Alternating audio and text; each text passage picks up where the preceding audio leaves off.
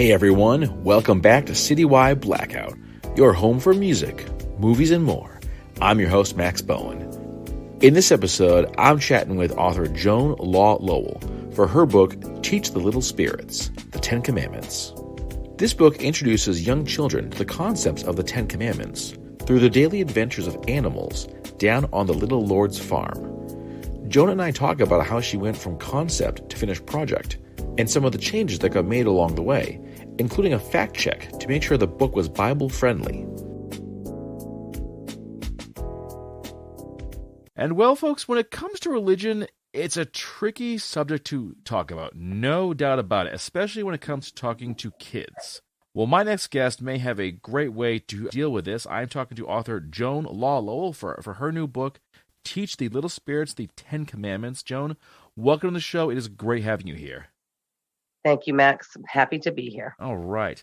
So this book is sort of a youngster's take or like a youngster's vision of the Ten Commandments. What led you to want to write a book through this lens? Quite a few things. Back when the idea first came to me, it started as a conversation with a college friend, and she was raised Roman Catholic, and I went to sort of a born-again Christian church, and we were friends in college. And it started out of this conversation about, like, we basically have the same religion, but we were brought up with different sort of traditions with it. We tried to, like, have this conversation about how are our beliefs the same? Because I was trying to explain to her, like, yes, we're all, this is all Christianity, and getting down to that point of what we actually had in common, we got down to one of these things, the Ten Commandments. And that was when I wanted to really write about what I knew. And I grew up spending most of my weekends at my grandparents' farm, 140 acres of, fields and trees to climb, and, fields to run in, and a pond to swim in, and trails to hike, all sorts of fun things like that. And of course, farm animals. And my uncle, my dad's brother, is one of the people who I dedicate the book to, my Uncle John and my Uncle Alan. So my Uncle Alan lived at the farm and really introduced me to God and helped me to understand it, starting right from the age of 4. So going back to your original question, why did I write about this? It really came down to what we have in common, what we need to have kids know, and writing what you know about, just sort of keeping to what's true. And I think kids can relate to animals, how, we love animals, little kids love animals, and just seeing how the little simple mistakes they make can be illustrative of the Ten Commandments. And that's an easy way for parents to teach their kids. I really liked your approach to this, teaching kids about the Ten Commandments, but through the daily adventures of animals. And this is not just this is Phil the donkey. He thinks for Commandment 4, you should do this. You actually give them really relatable, palatable, life lessons. What was the process in kind of bringing this down to the kids' level, or writing in a way that you're not going to kind of bury them? Right. Well, I tried to keep it very basic. I tried to relate each one sort of to an animal that might make that mistake. When the first one is about not saying, oh my God, not taking the Lord's name in vain. And in my mind, I'm thinking what farm animal, because of course they don't speak, but what farm animal might be sort of that way. And so I settled on a pig and a goat that were just gobbling up ridiculous. And, they were like, oh my God, this is so great. And, the God of fruits and vegetables, is really happy with us. Just the very basic that kids could relate to, not making it complicated, because every child doesn't know. You don't need to know a lot about animals to sort of get the point. Maybe just not over explaining it, just kind of being very simple, straightforward approach. Right. And I always want to bring each story back to an actual, a biblical belief, not just something like I'm making this up and telling you, that it actually tells us in the Bible these things. So while not being too preachy, it is Bible-based, right? I don't want to stand over the kids and shake my finger and say, you're lying, you're not supposed to lie, it's a commandment. more like sort of teaching them, like, don't be like the little animal that lies in the story. So, you can sort of help the kids relate to it. And then later on, because of course, just like kids do, they want to read the stories over and over and over again because they like the animals. And I'm even thinking of, maybe future stories that have animals in them. I would like to do a cookbook, but that's just kind of like this. Everyone just looks on the internet for cookbooks, for recipes these days. So who wants to buy a book with recipes? Although I have it all sort of planned out in my mind, a lesson from living on the farm and recipes that go with that lesson. They kind of go with the commandments too. I actually prefer to use the books because when you go online, it's like 13 videos, 20 pictures, and a 2-page story about baking with grandma. It's like, I just want to know how to make the cookies. And don't forget the 4 ads that you accidentally touch while you're scrolling to try to get to the recipe. So I am a big fan of cookbooks. Simple, to the point, no nonsense. I have a lot of cookbooks. I love my cookbooks. But I am guilty of also looking online. Sometimes I'm just like, I loved that one I just found. Where was it? For like the easy things, for like the quick things, I will look online for that. For anything else, I get a book. Yeah, well, my real baking and stuff, I have, recipes that I follow. There you go. But back to your book. I could talk baking all day long, believe you me. Back to your book, you mentioned not trying to be too preachy, which is obviously the big challenge when it comes to teaching religion to anyone, I think, is to not sound like you're scolding them or judging them for their own life choices. What's the middle ground where you can convey the lesson, but not make it sound like you're condemning them? I think part of it is accepting that none of us are perfect. And I do say that in the stories, that everyone makes mistakes, and to try to give each other a little bit of grace. And the animals do that too in the story. So they forgive each other. They say, I'm sorry. Things we sometimes forget to do in real life. But it's important for kids to learn that and for adults to remember it. At the end of the book, there are some questions that adults can talk to the kids about. And so like there's one sort of little set of questions to go with each story.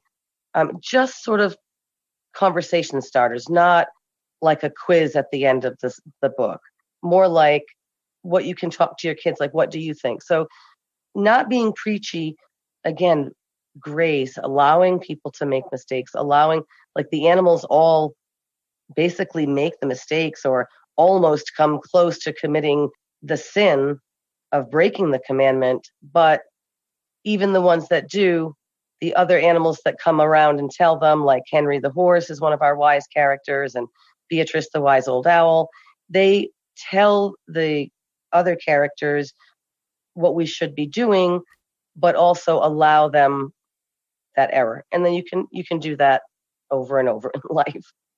Did you spend a lot of time just kind of crafting the world before you started writing everything out? I did. And I wanted to sort of go through the seasons of a year.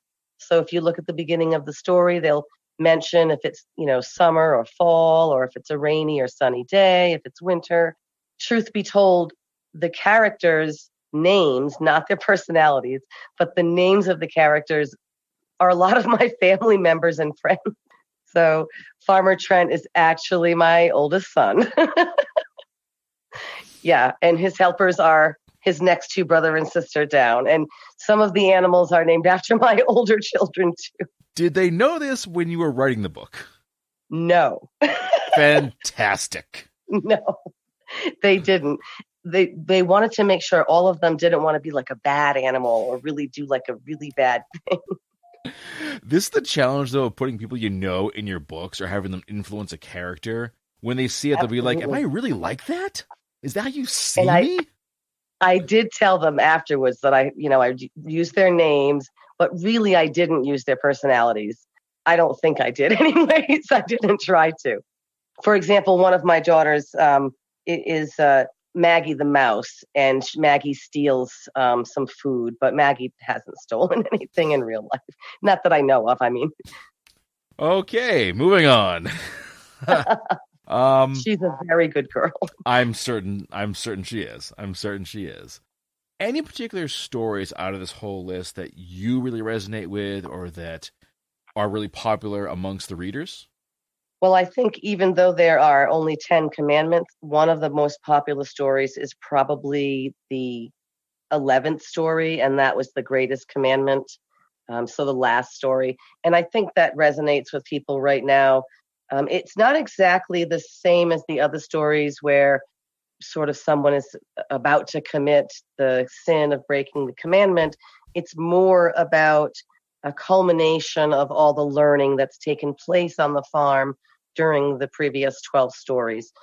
And it's sort of like a Christmas story in the sense that Farmer Trent and all the family and friends and animals all gather around this tiny little pitch pine that's a ragged little tree. If you know what a pitch pine is, it's kind of a gross, ugly looking tree. This a scraggly, like a Charlie Brown tree, probably.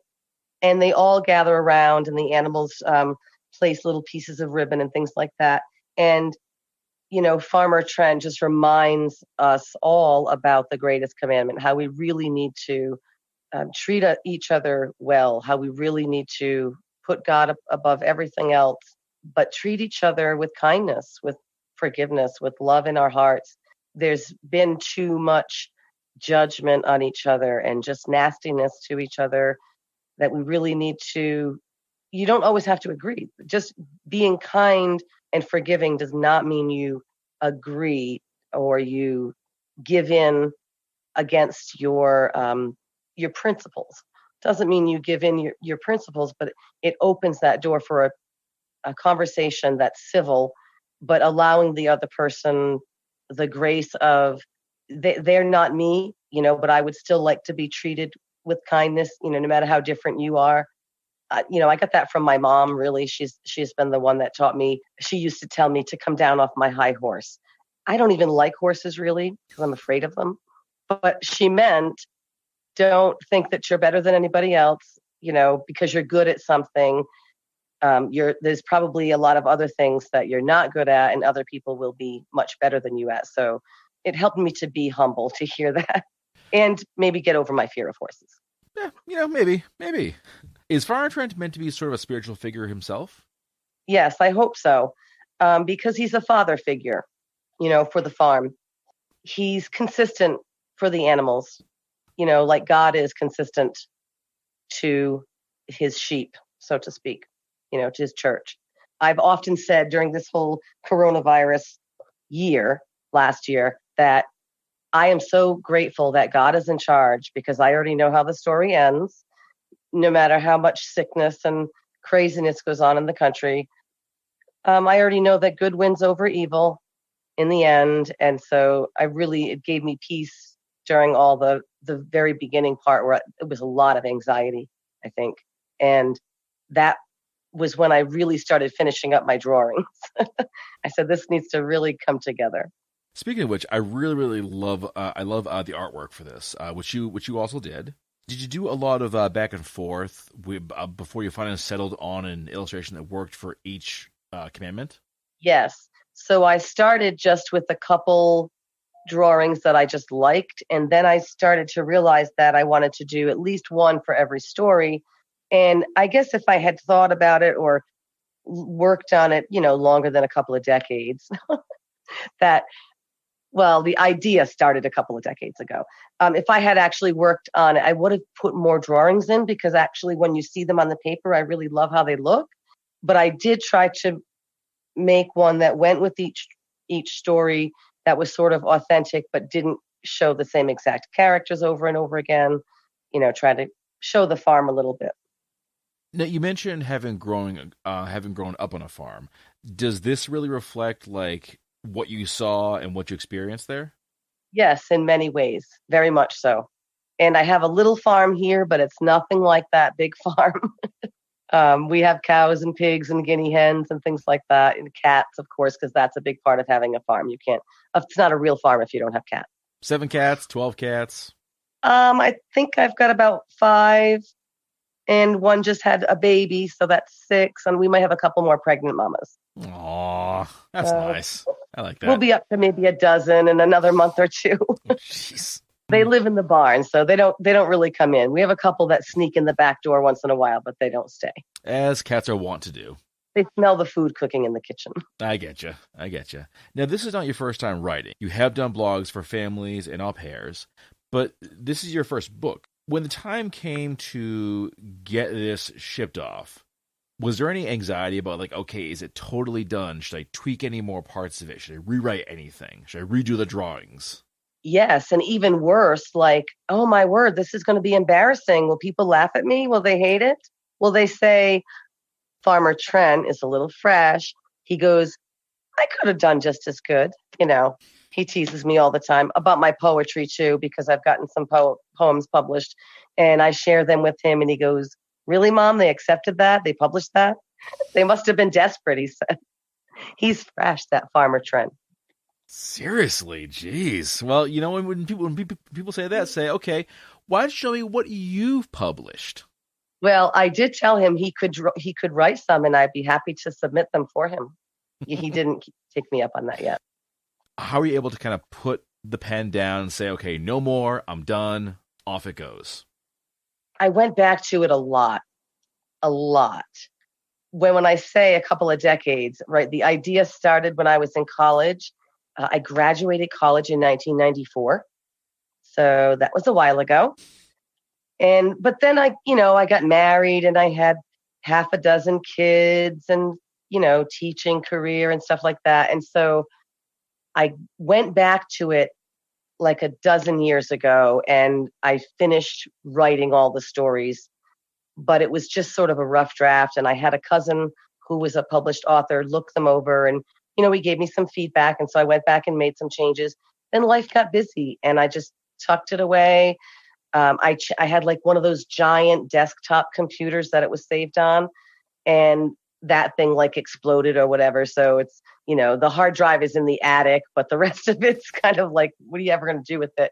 So I had to somehow dig it out of that computer and get typed copy of it again. And then I had to retype it. And as I was retyping it, I made a lot of changes. And then I had been working at a church doing some teaching at English in their middle school.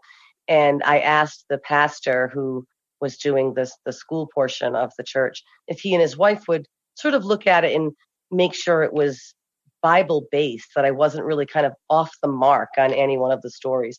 And so he actually gave me some hard feedback, which was great because my story about thou shalt not kill was more like you should be a vegetarian. And that's not really, that wasn't really the point of the commandment. So I needed to go recraft that entire story kind of from scratch. And then I shared it with them and they enjoyed it. They thought it was a great change. Then once I actually brought it to the publisher, they had just a couple of little fixes for me, like changing, the name of one of the animals so it was the right gender, going with how I had the story going. It was to have like a priest like fact check it, basically make sure, like you said, that it's like Bible friendly and Bible accurate. Well, not only that, also, but like the stories. So the story for thou shalt not commit adultery, I was trying to find an animal that mates for life, right? So I had to sort of look that up because growing up on a farm, nothing mates for life. They mate, you breed it, you eat it. That's, it's a short life. So I had to research that part. And turns out crows mate for life. Aw. I know, those gross black birds. I mean, I know seahorses mate for life, but you're not going to find those on the farm. No, but I like to draw them. There you go. Was there another part that just had to go back to the drawing board a bunch of times?